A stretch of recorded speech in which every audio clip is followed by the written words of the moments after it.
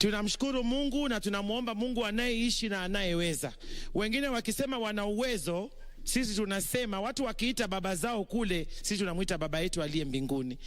The Deputy President has, however, warned Kenyans against allowing divisions amongst themselves while urging politicians to embrace issue-based political competition to avoid dividing the country. Ile mimi nawaomba msikubali tugawanywe, ati tupelekwe kwa makabila, ati tuwekwe chuki, ati hiyo safari mimi na rais tulikataa.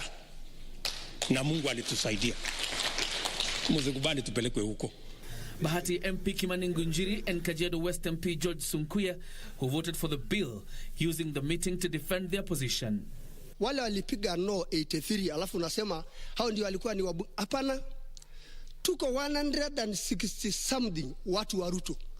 Ruto hakusema kwenda piga yes, piga no. Nani alisikia? Ni nani alisikia? Wakati hata mimi nilienda kwenda kupiga yes, nilikuwa napiga yes kwa sababu ya constituency yangu. Your Excellency, ile kitu ningesema usikuwe na shida. Hii vita sio yako. Hii vita ni yetu, sio yako. Wewe pumuzika, kaa kando, usilie, usipanguze, sisi tutapigana hiyo. Meanwhile, the One Kenya Alliance has expressed its dissatisfaction with the ruling of the High Court on BBI bill. Speaking when they met to receive an update report from a technical committee on the progress to formalize the coalition, the four principals that included Kalonzo Musyoka, Musalia Mudavadi, Moses Wetangula and Gideon Moi called on Kenyans to be patient as stakeholders appealed the ruling.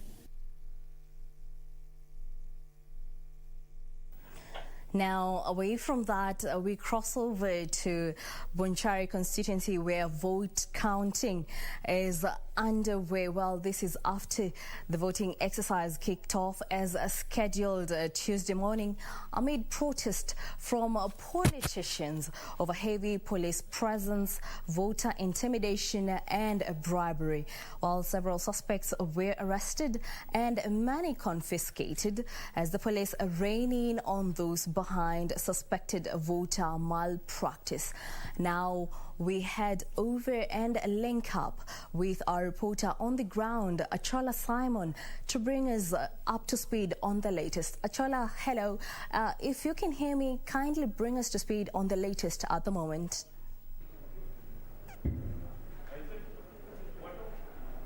Well, thank you very much, Jacky. And as you rightly put it, of course, there were a number of issues that were actually raised earlier on in the day. But as we speak right now, our eyes are actually trained on the vote tallying exercise that has actually just begun. I remember at around 7 p.m. this evening, everything was moving at a slow pace. But as I speak right now, things are beginning to move. And just about 5 polling stations have actually brought in their results. And we are continuing to get results from trickling in from various polling stations. I remember this constituency has about 103 polling stations. So as I speak to you right now, the returning officer is just announcing the 5th polling station that has actually been brought in. But so far, what we have is that Teresa Bitutu, who is gunning on an UDA ticket, is actually leading with a total number of 305 votes, followed closely by Zebediah Oporo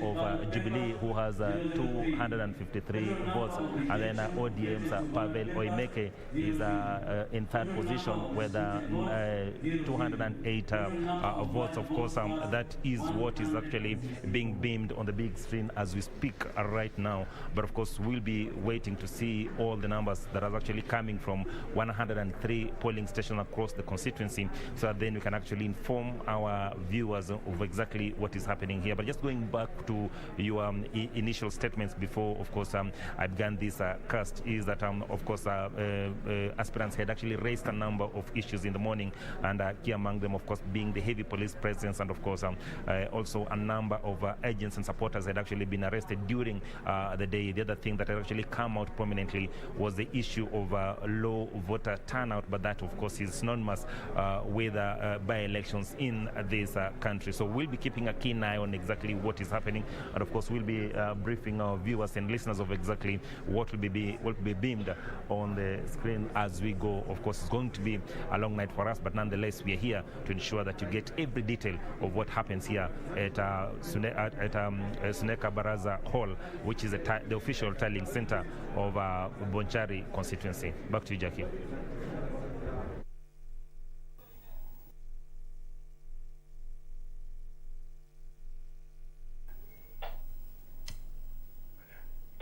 Well, that was our reporter Simon Ochola keeping tabs on the latest in Bonchari constituency.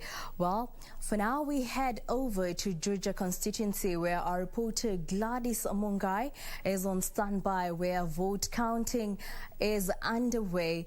Well, that is after lower voter turnout characterized the Juja by-election held Tuesday, with a section of leaders calling for extension of voting time just in case voters appeared after working hours. Now, we link up with our reporter Gladys Mungai. Gladys, kindly bring us to speed on what is the latest. Good evening to you, Jacky. Indeed, we are coming to you live from Mangu High School. This is where is the national or alternatively the tallying center for Juja constituency, where the results that are streaming in. Some of the polling centers are still registering the number of votes that have been casted in 184 polling centers across Juja constituency. You'll also understand that this particular constituency has 38 polling centers, and that bringing into total the 184. So currently what is happening behind me is that the returning officer as well as his presiding officers are going through different results that have been brought from different polling stations, and indeed trying to understand if the number of ballots that have been brought indeed tally with the form that indicates that the number of votes that have been casted in different polling stations. You'll also understand that the presiding officers are required to fill in forms 34A and 34B, indicating the number of votes that have been casted in each polling station across Juja constituency. So far, we are reporting 7 polling stations out of 184, and we have the People's Empowerment Party candidate, that is Ndungu George Kwemburi, leading in this particular by-election. At this particular instance, he's followed closely by the Jubilee candidate, that is Susan Njeri Waititu, following closely with 212 votes. The number 3 candidate is an independent candidate, interestingly, technically trying to show that the independent candidates, as has been the norm, are trying to make a name for themselves in the Kenyan election. That particular candidate, by the name Karaoke Joseph Gishuhi, so far has 38 votes. That is 7 out of 184 polling stations currently being reported, and the total number of votes so far 563 votes. So far, we also have 2 votes that have been rejected according to the results that has been tabled, clearly indicating the aspect of civic education and Kenyans being able to vote the correct way. We also have cases of fracas that was reported earlier on during the day, and speaking from the commander in the region is that issue is being handled objectively to ensure that by the end of the day the right candidate gets to get this particular seat. It is a highly contested by-election, Jacky. That we have 11 candidates going up, battling it out to succeed the former member of parliament who passed away in February this year owing to matters to do with brain cancer. And that particular by-election has been termed far and wide as a precipitate for trying to determine the wave in the matters to do with the 2022 elections. We have new upcoming parties trying to make the name for themselves. We have the People's Empowerment Party led by Kiharu Gatundu South Member of Parliament, that is Moses Kuria.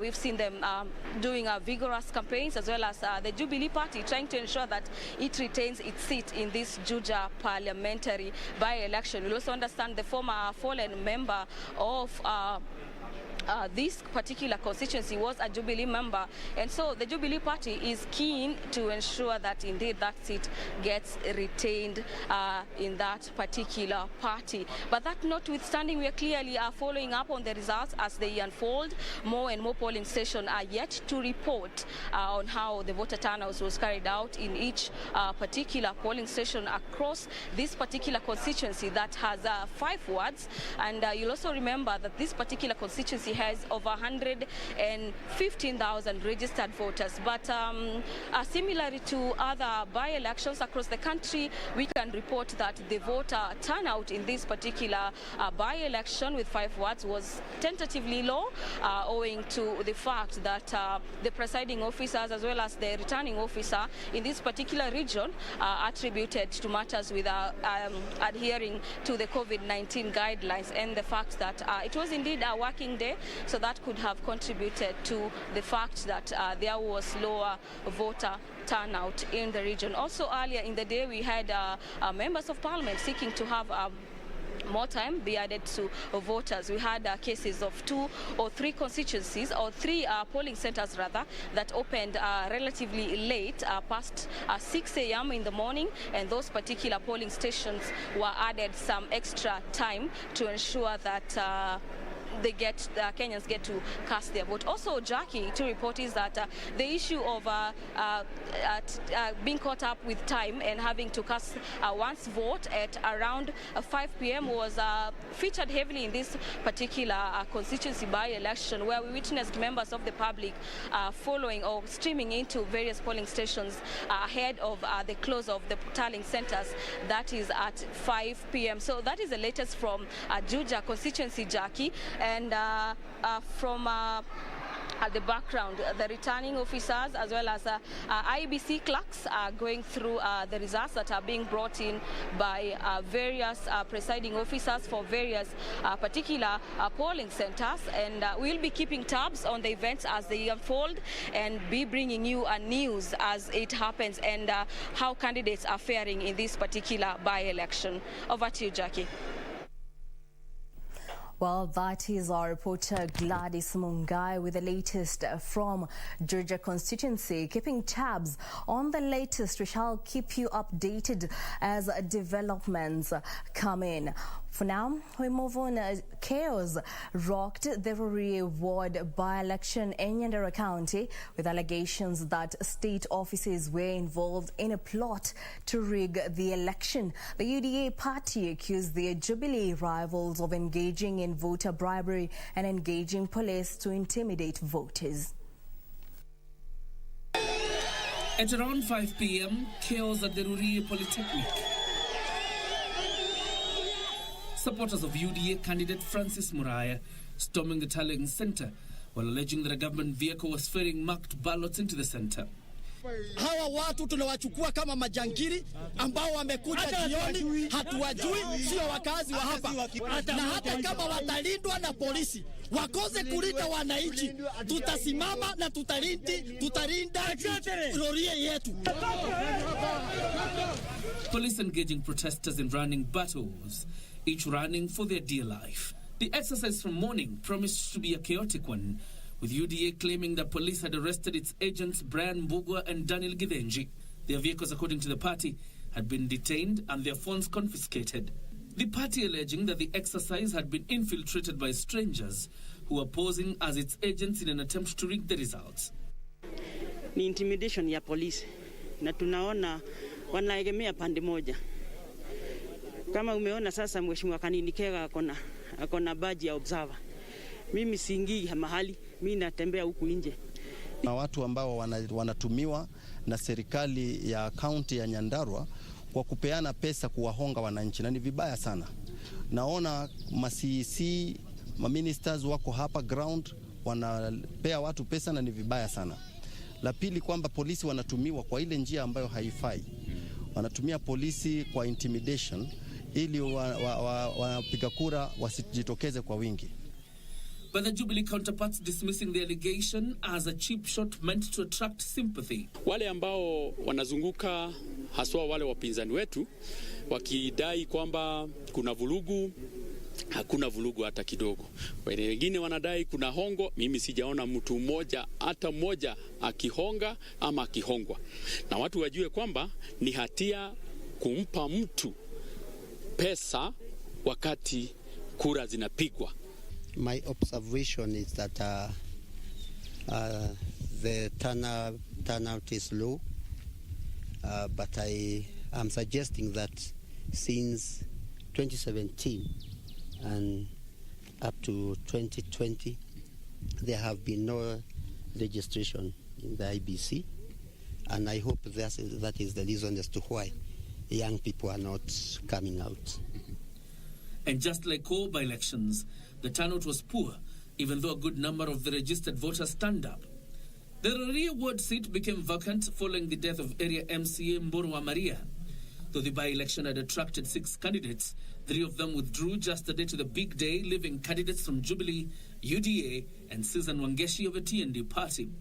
The by-election is largely seen as a litmus test for Nyandarua Governor Francis Kimamia, who is supporting the Jubilee candidate as he seeks to ward off his rivals from the next year's gubernatorial race. The UDA team is led by Nyandarua woman representative Faith Gitau.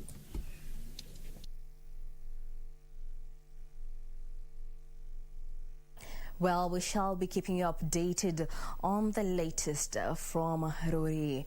Now, moving on, President Uhuru Kenyatta is advocating for enhanced recovery packages from Africa's development partners, debt swaps and restructuring, and accelerated access to alternative sources of financing, such as the Green Climate Fund, to finance Africa's COVID-19 recovery efforts. President Kenyatta said Africa needs to move beyond traditional measures and implement truly transformational financing options that are commensurate with the enormity of the crisis. The Kenyan head of state spoke Tuesday at State House, Nairobi, in a virtual address to the Summit on Financing of African Economies hosted by President Emmanuel Macron of France. President Kenyatta emphasized the need to upscale African countries' access to COVID-19 vaccines, saying there can't be any recovery without access to vaccine, and Africa is desperately lacking in jab. I cannot overemphasize the need for us to really focus on vaccine availability for African countries, and this needs to be treated with priority. The head of state said Kenya will continue opening up its vibrant economy for private sector participation, saying the country had strengthened its public-private partnership regime, citing the Nairobi-Nakuru Mau Summit Road, a PPP project financed by French investors, as an example of the huge financing potential held by the private sector, and invited more investors to Kenya and the continent. Opportunities abound, therefore, for private sector investments and joint investments in virtually all sectors to close the infrastructure and development deficits, and indeed we welcome the private sector to invest in the African continent. President Kenyatta welcomed ongoing efforts by development partners to cushion the continent from adverse effects of COVID-19, saying Africa needs more resources to fight the pandemic, tackle debt vulnerabilities, and address poverty, among other pressing needs, adding that despite its devastation, COVID-19 presents an opportunity for African economies to bounce back stronger. I do propose that this summit consider pledging enhanced resources for the IDA 20 replenishment, 2, debt restructuring and debt swaps of both commercial as well as bilateral debt. 3, accelerating access to alternative sources of financing, such as the Green Climate Fund. The president spoke about the key role played by micro, small and medium enterprises in supporting livelihoods in Africa, and welcomed the establishment of the Alliance for Entrepreneurship in Africa, a special instrument for mobilizing finances for the sector. And I believe the alliance will create strong and beneficial partnerships with local business umbrella bodies such as the Kenya Private Sector Alliance. In his address, President Macron called for a change in tact in financing African development by enhancing the special drawing rights to boost the continent's capacity to combat the COVID-19 pandemic, as well as recovery efforts. On his part, President Tshisekedi said African leaders expect a swift and bold action from the international community, especially the G7 and G20, to accelerate Africa's economic growth. Nancy Okware, Channel 1 News. Well, on that note, we take a short break. Well, don't go too far. We'll be right back.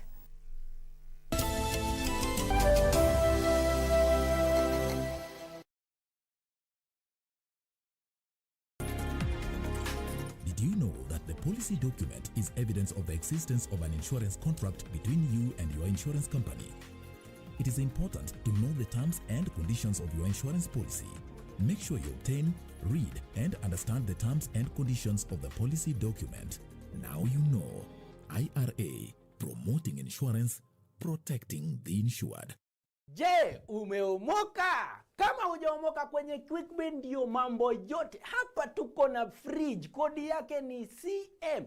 Tuko na gas cooker, kodi yake ni CK. Tuko na TV, kodi yake ni TV. Tuko na simu aina ya Samsung ni SM, ama Oppo ni Oppo. My friend, mahali popote unanitizama, eka hizo kodi zake kisha utume kwa 4032353.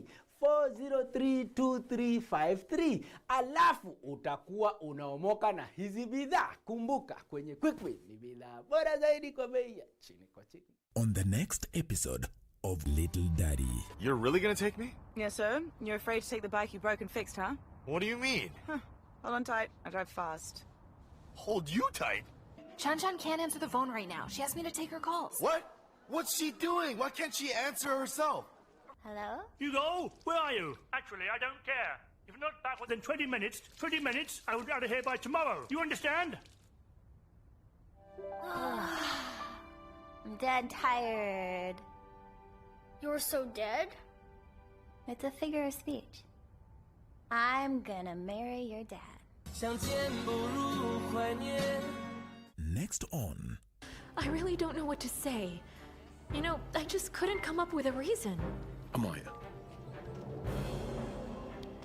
I can provide you a reason.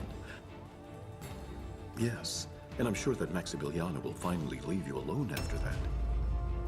Now I'm getting more convinced that it was you who's behind the flood in the warehouse and the harvest robbery at El Paraíso. I have no doubt that was you. Constanza, dear, don't. You mustn't hurt yourself this way, don't. It's not worth it. Listen, the love that you have once shared with Max just doesn't exist anymore.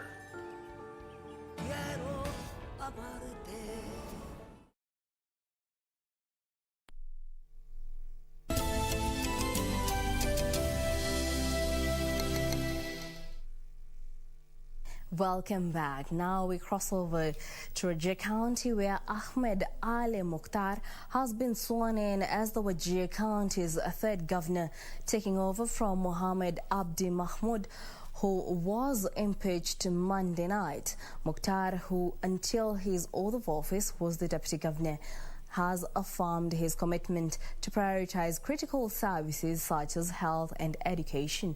25 senators voted in favor of Mohammed's impeachment, with only 2 senators voting against his ouster. Safin Acheng has the details. The Senate has resolved to remove from office by impeachment Honorable Mohammed Abdi Mahmoud, Governor of Wajir County. The governor accordingly ceases to hold office. Just hours after the impeachment of Wajir Governor Mohammed Abdi Mahmoud, his deputy Ahmed Ali Mukhtar was sworn in Tuesday morning in a ceremony conducted by Justice Said Chitembwe at Wajir County headquarters. That I shall diligently discharge my duties and perform my functions in the said office to the best of my judgment. Mukhtar, who took the oath of office amid jubilation from his supporters and a section of politicians, vowed to work diligently in the interest of the people of Wajir.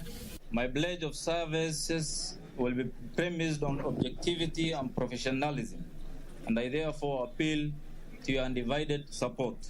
The immediate former governor was indicted on gross violation of the Constitution of Kenya 2010, the County Government Act of 2012, the Public Procurement and Disposal Act of 2015, and the Public Finance Management Act of 2012.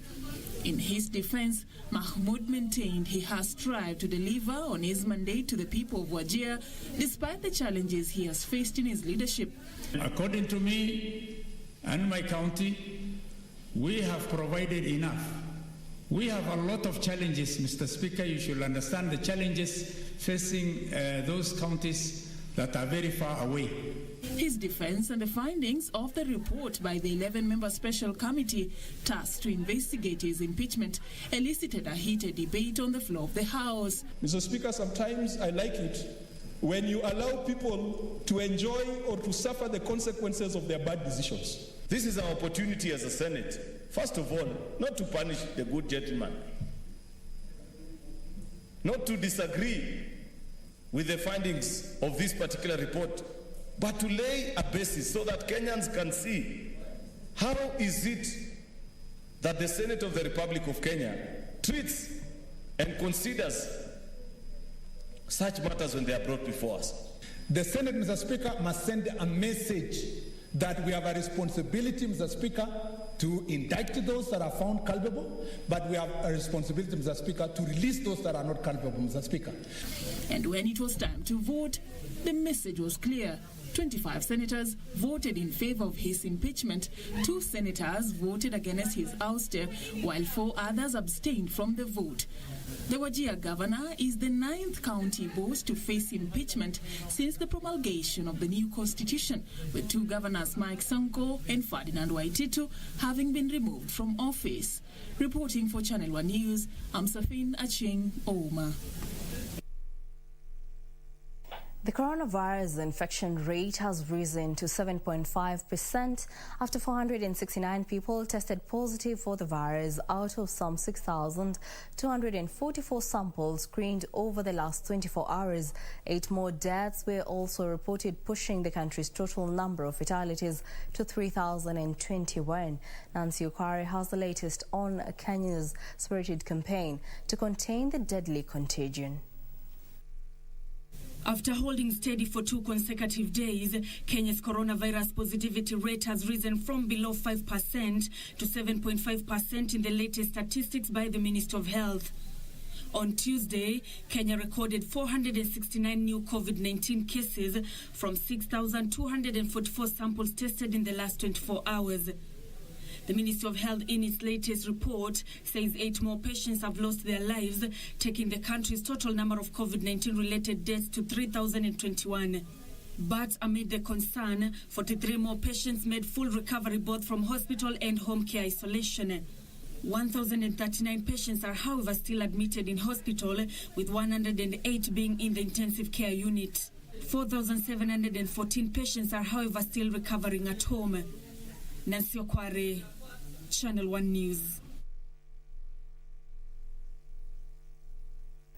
In other news, former Public Service Commission Chairperson Stephen Kerogo has been eulogized by his colleagues as a dedicated civil servant whose immense contribution to public service will be greatly missed. Speaking during a prayer service held in honor of the late chairman, PSC staff and commissioners said the late Kerogo will be remembered as a man who put the country first. Kerogo, who died on Friday last week, will be laid to rest this coming Friday in Laikipia County.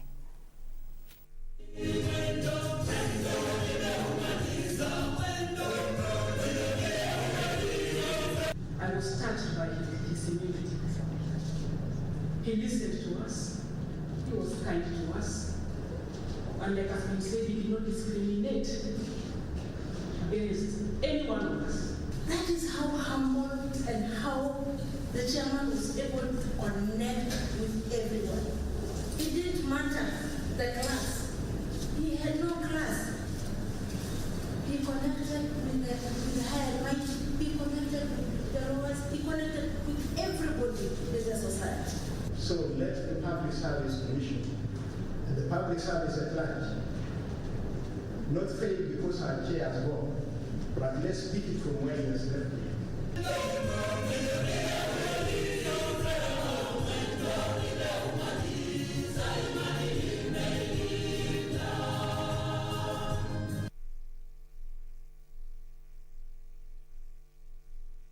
May he rest in peace. The National Assembly will hold a special sitting Wednesday to consider the appointment of Martha Koome as the Chief Justice. This is after Justice and Legal Affairs Committee approved nomination and forwarded its report to the Clerk's office.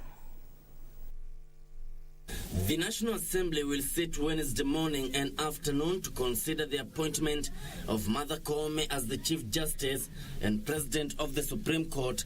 The House Justice and Legal Affairs Committee, chaired by Muturi Kigano, vetted the Chief Justice nominee last week, giving her a chance to defend her suitability against some reservations raised. Law Society of Kenya President Nelson Havi had questioned Koome's handling of a dispute between the National Produce and Cereals Board and ERAD, a company associated with the late Jacob Juma. Activist Halif Khalifa had also challenged Koome's appointment on grounds that she was among judges who ordered the suspension of a High Court ruling on the eve of repeat elections in 2017. The Justice and Legal Affairs Committee dismissing the reservations. A judge is entitled to make independent decisions. You cannot question why she said this cannot be this or the other, because that is her discretion, within the discretion of a judge. So the underlying factors is that some of these people lost in their claim for certain positions, political positions. Judges are obligated to interpret the Constitution, breathe life to it, and in D, the pin D says it must be interpreted in a manner that contributes to good governance. If approved Wednesday by Parliament and appointed by the President, Justice Martha Koome will be the first woman Chief Justice in Kenya's history. The Justice and Legal Affairs Committee, which oversees the judiciary, expects the new Chief Justice to prioritize building cohesion between the three arms of government and eradicating judicial activism. Even in matters of the appointment of the so-called 41 judges, right?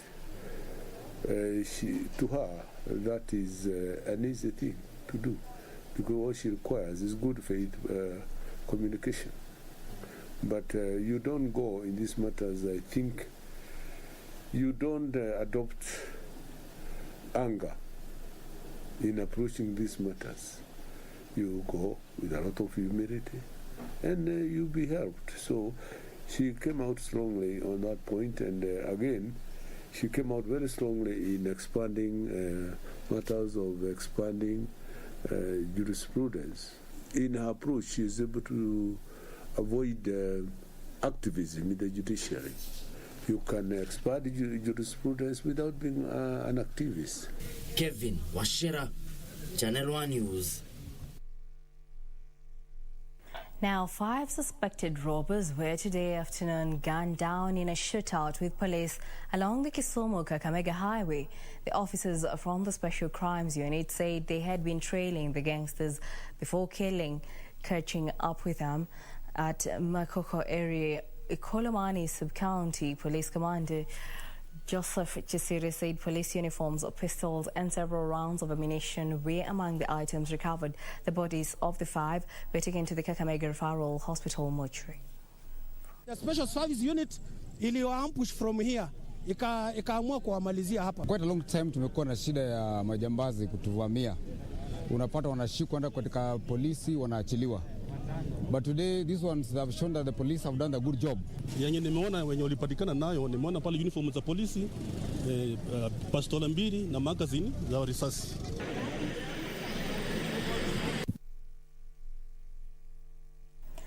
Now we cross over to Turkana County, where a section of Turkana Central Sub-County residents are counting losses after their livestock were swept away by floods. Locals say the heavy downpour currently being experienced in the region has left them desperate for relief assistance. When it comes to vagaries of weather, the Turkana region perennially experiences its fair share of both extremes. After months of biting drought, Mother Nature is once again back at it, this time with raging waters and more loss. What came as a blessing is quickly turning into a source of pain and disenfranchisement. Mbuzi yangu yote imemalizika. Mimi hapa nimekaa bure, niko na njaa. Nataka chakula. Serikali anisaidie chakula. Mbuzi yangu yote imemalizika, hakuna hata mwenye imebaki kwa nini? Kwa nyumba. Nimekaa hivyo bure. From Chokchok to Kakwenyag, from Monti to Nakadukiwi and Gomo, it's damnation without relief. The painful experiences of prolonged rainfall is nothing new here. Turkana County has experienced heavy downpour over the last 2 weeks, causing a transport crisis as well. Beatrice Gatonyingetich, Channel 1 News. Now, clerics in Kilifi County are appealing to the government to add them to the list of essential service providers to facilitate their unfettered access to their flock. Now, the clerics say they are often called upon to mediate and provide spiritual guidance to their congregants, but their movement has since been hindered by the current COVID-19 restrictions. These and more stories in news making headlines in the counties. Led by Malindi Catholic Bishop Willibard Lago, the clerics underscored their role in society, noting that most emergencies such as family conflict occur past curfew hours, hence proving difficult for them to offer help. Viongozi wa dini wangerudi nyuma kidogo, waachilie serikali kusuluhisha tatizo hili, hawangeweza. Na ndio maana hata hatimaye serikali yenyewe iliita viongozi wa interfaith wakawakabidhi jukumu hili, because sisi tuna a ready-made audience almost once a week. Na wale they are voluntary audience. Elsewhere, locals in Kakamega are still in shock after a snake which was being ferried as a parcel was killed by a boda rider. The woman claimed to own the snake is said to have disappeared immediately the parcel fell off a vehicle she was in. Watu wa matatu mnajua mnabeba mzigo yenye hamjui ni nini. Mnaweza beba hata maiti. Nyoka imepatikanaje kwa mzigo ya Nissan? Na ni parcel ilikuwa inaenda wapi? Ilikuwa inakuja kuua mtu Kakamega ama Kisumu.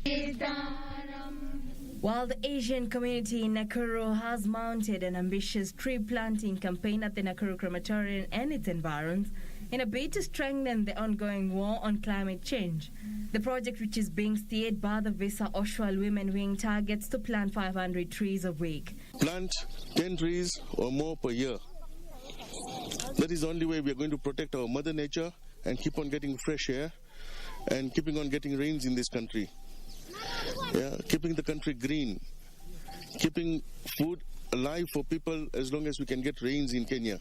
And the UK's High Commissioner to Kenya, Jane Marlott, has called on the need to scale up interventions aimed at entrenching the interest in science, technology, engineering and mathematics-oriented subjects at the primary and secondary levels of learning. So it's all about helping people from different cultures understand what is different between them, but also what they've got in common together.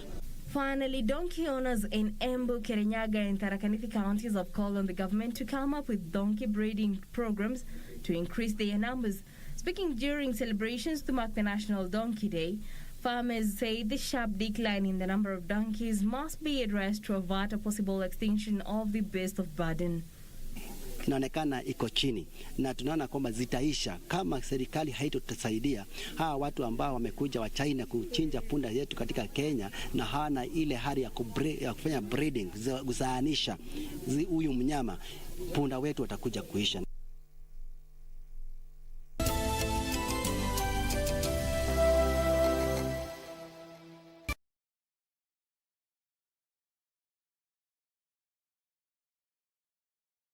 On the next episode of Little Daddy. You're really gonna take me? Yes, sir. You're afraid to take the bike you broke and fixed, huh? What do you mean? Hold on tight. I drive fast. Hold you tight? Chan can't answer the phone right now. She asked me to take her calls. What? What's she doing? Why can't she answer herself? Hello? Hugo, where are you? Actually, I don't care. If not back within 20 minutes, I will be out of here by tomorrow. You understand? I'm dead tired. You're so dead? It's a figure of speech. I'm gonna marry your dad. Sasa,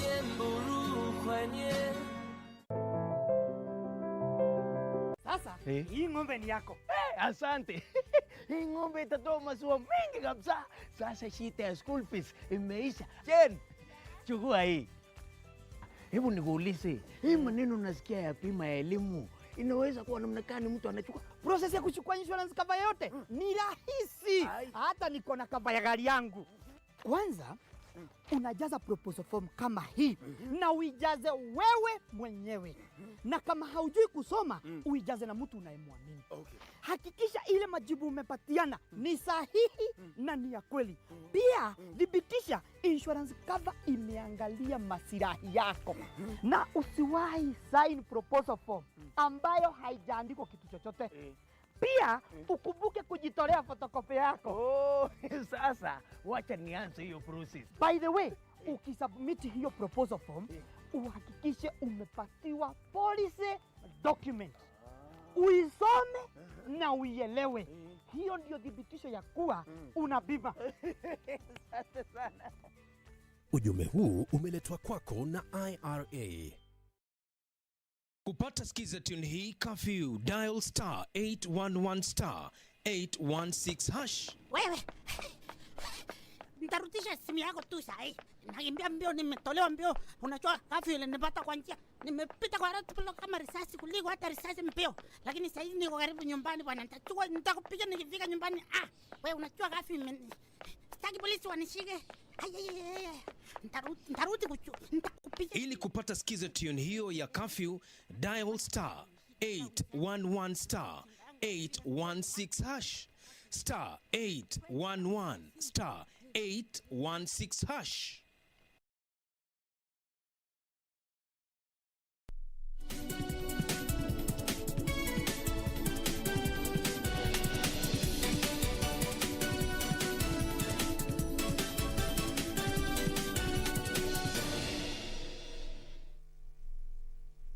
Welcome back. And in the business world, Kenya Airways is likely to be exempted from the minimum tax bracket if Parliament approves the recommendation of a committee formed to look into the matter.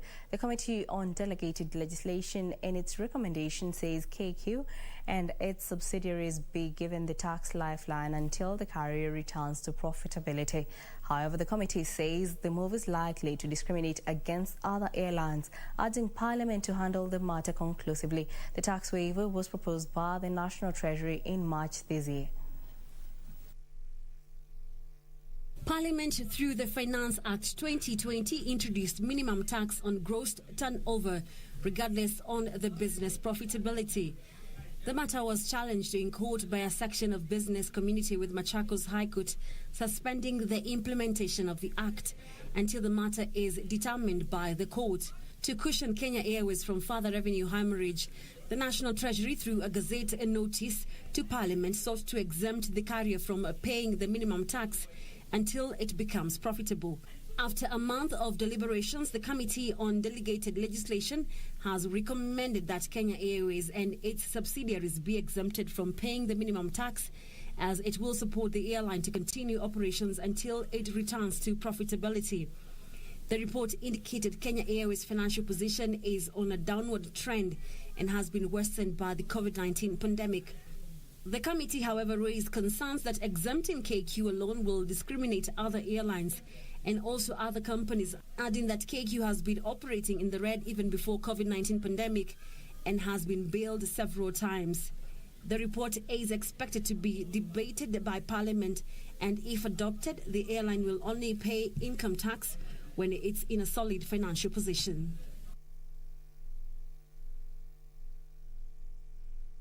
Kenya has committed to publish an audit of all COVID-related expenditures in the 2019-2020 financial year to access a 41 billion shilling credit facility by the International Monetary Fund.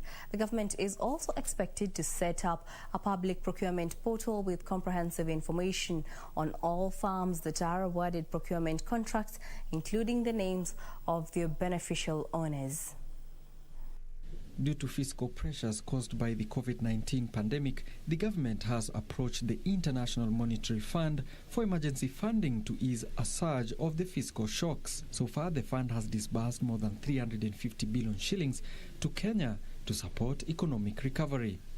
Last month, a section of Kenyans complained on social media, urging lenders to halt further funding to Kenya on accounts of graft. In the latest move, Kenya has committed to develop a strategy to assess and manage risks to the budget from state-owned enterprises, leveraging results of their ongoing financial evaluations of those firms facing the greatest challenges.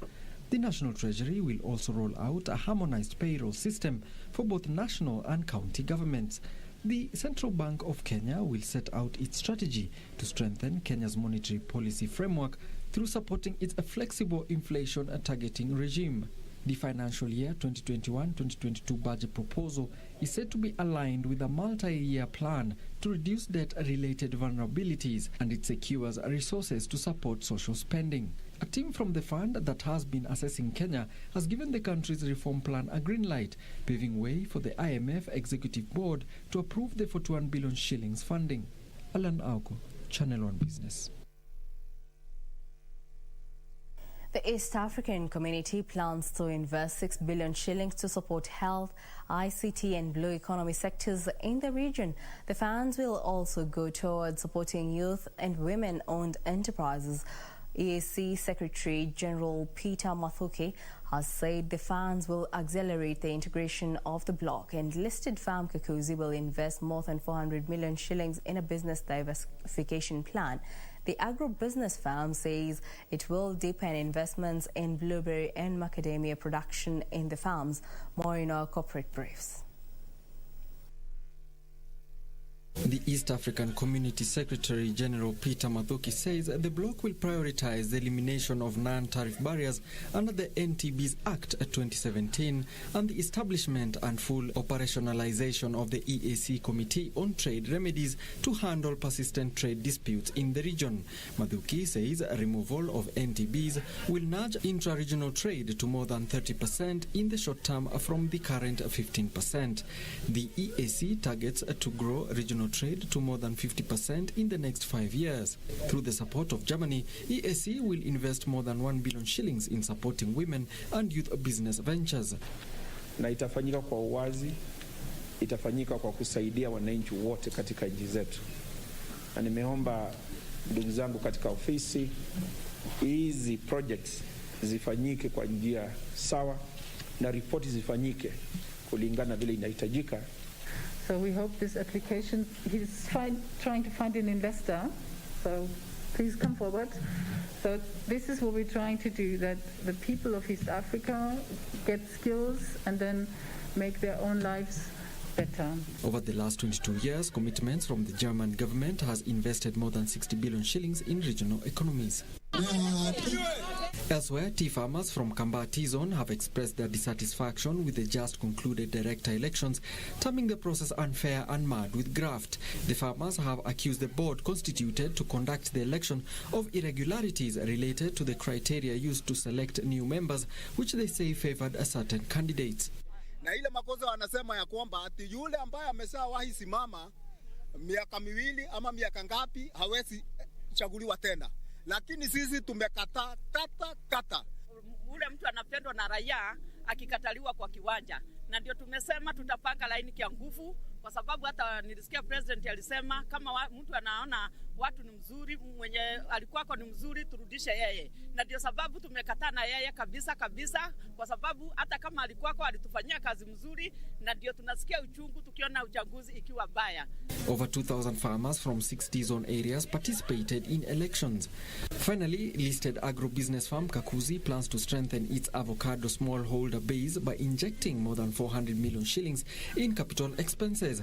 The firm says it also aims to diversify its revenue streams by focusing on agricultural production and expansion of its macadamia, blueberry, livestock and commercial forestry business lines.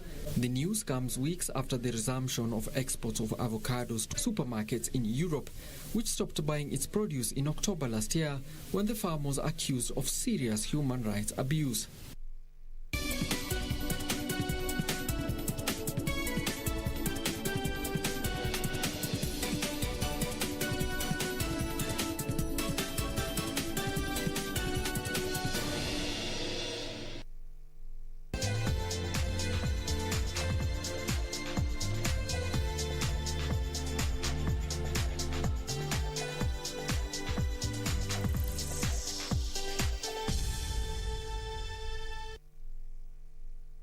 And in the sports arena, Vivian Chebet emerged victorious in the women's 400-meter final, while Michael Kadunga led the Isiolo team to the final of the men's 4x100 meters relay as the three-day KDF track and field meet entered day 2 at the Nyayo National Stadium. Vivian Chebet led the leading pack from the onset, followed closely by Ann Mwangi and Catherine Nandi. Chebet crossed the line in 55.46 seconds, while Ann Mwangi came in seconds, clocking 56.86 seconds. Nandi completed the podium dash in 59.35 seconds. In the men's 4x100 meters relay, Michael Kadunga helped the Isiolo team to qualify for the final after registering an outstanding performance in the heats.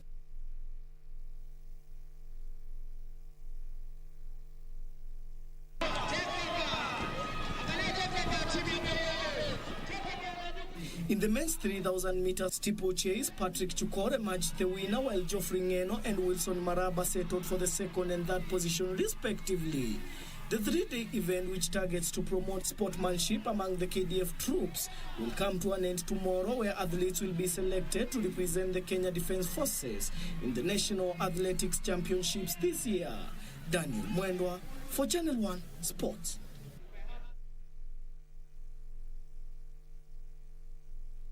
Hussein Malik says he has put behind his tribulations in the Equator Rally to focus on the upcoming WRC Safari Rally Kenya, where he hopes for a good finish with his navigator Lynette Ayuko. The WRC Championship will be held from the 24th to 27th of June this year. Malik had looked forward to another glorious outing in the Equator Rally, a round of the Africa Rally Championship, only to crash out after their Mitsubishi Evo 6 slipped and landed in a ditch near Enaro River crossing at Soisambo. Malik says they have been working on the car with his able team since then, and it's almost ready for the upcoming world event, where they hope to make their debut in the World Rally Championship in style. They took part in the candidate event in 2019, where they finished 14th overall in Group N. The car is almost ready. We've been working on it just as soon as we came back from the Equator Rally. Everybody knows what happened to us. It was an unfortunate accident, but we're building up from that. And yeah, the car will be ready for the WRC. We have been going out, and we're still going out with Hussein to do tests and just to get in sync and to just improve on our notes and everything. Also, we've had team building meetings with our mechanics and everything. Meanwhile, Toyota GR Yaris has sent 2 cars to Azza Anwar Motorsports to be developed for the Safari Rally, which is scheduled for the 24th to 27th of June this year. Happy to say that many of the participants, local participants in the rally, are people who have passed through my hands, who have cut their teeth in our training programs, and whose cars I have helped to sort out.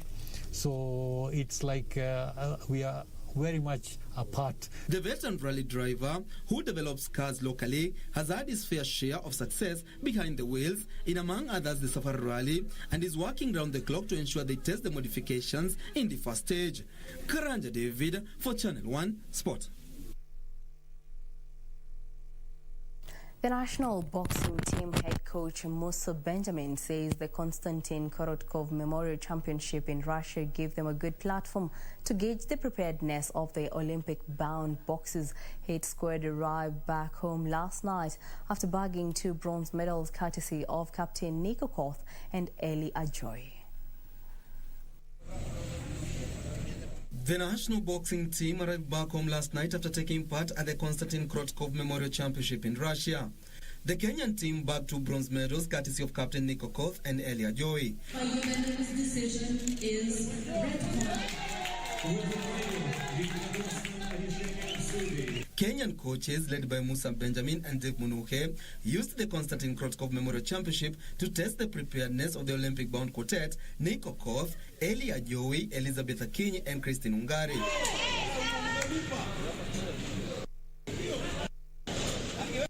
This was the second international assignment for Hit Squad after bagging 13 medals, 1 gold, 5 silver and 7 bronze at the Africa Zone 3 Boxing Championship in the Democratic Republic of Congo in March.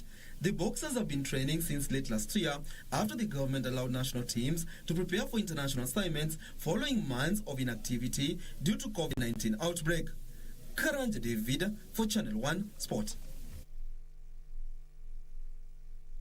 Now, Kenyan teams to this year's Olympic Games slated for 23rd July to 8th August in Tokyo, Japan are expected back in camp this week. The national women's volleyball team, Malkia Strikers, have already checked into camp at Kenyatta University. Other teams expected in camp are the national women's rugby team, Kenya Lionesses, Shujaa, and the national boxing team Hit Squad that took part in the just concluded Konstantin Korotkov Memorial Championship in Russia.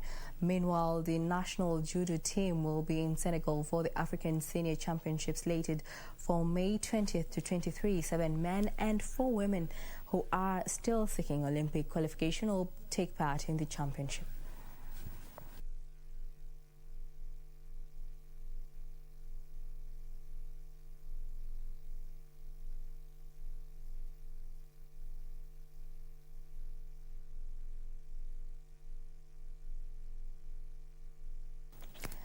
Now, Chelsea will be out to avenge the loss to Leicester City in the FA Cup final when the two sides lock horns in a Premier League tie tonight. Thomas Tuchel's side Chelsea succumbed to a 1-0 defeat in the FA Cup final for a second successive season and will be aiming to dent the Foxes' hopes of a top 4 finish.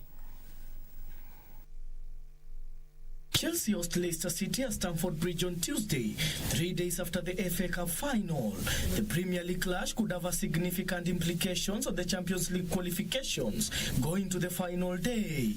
Thomas Tuchel's side will be seeking revenge after Urita's man's 63rd minute goal was the difference in Saturday's Wembley showdown.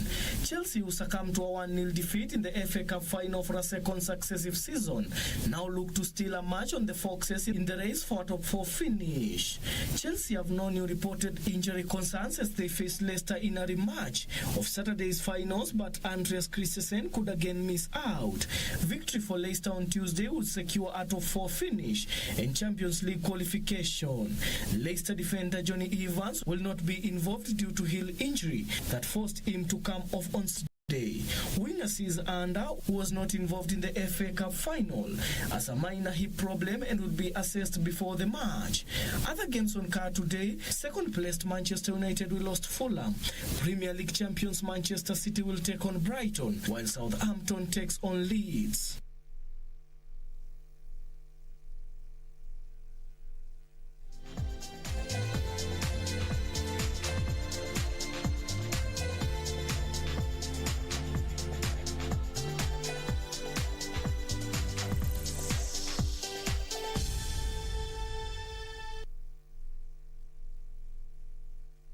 Well, thank you for keeping it Channel 1. That brings us to the end of our bulletin. But before we come to a halt, let's take a look at the number of votes coming in from various polling stations. We'll take a look first at Bonchari constituency, whereby the 4th polling station is reporting that Teresa Bititu has garnered 305 votes. Pavel Oimeke has garnered 253 votes, while Zebedeo Opore has garnered 208. In the 5th polling station, Teresa Bititu garnered 362 votes. Zebedeo Opore garnered 280 votes. Pavel Oimeke garnered 241. Let's cross over to Juja constituency, whereby in the 7th polling station, George Ngugi has garnered 338, while Titu Njeri Susan of the Jubilee Party has garnered 212. Karaoke Joseph Gishuhe has garnered 38 votes, while the total number of votes have been 663 and 2 votes were rejected. In the 11th polling station, George Ndongo garnered 569, Waititu Njeri Susan garnered 328, Karaoke Joseph Gishuhe garnered 48. Well, those are some of the reports coming in from various constituencies where our team is on standby to keep us updated on the latest. Well, that brings us to a close here on Channel 1 News Hour. We shall keep you updated as news keeps coming here at the broadcasting house. Well, my name is Jacky, Wambiru, a sign language interpreter, has been Anne Wangeshi. Up next is the weather update. Have a good night.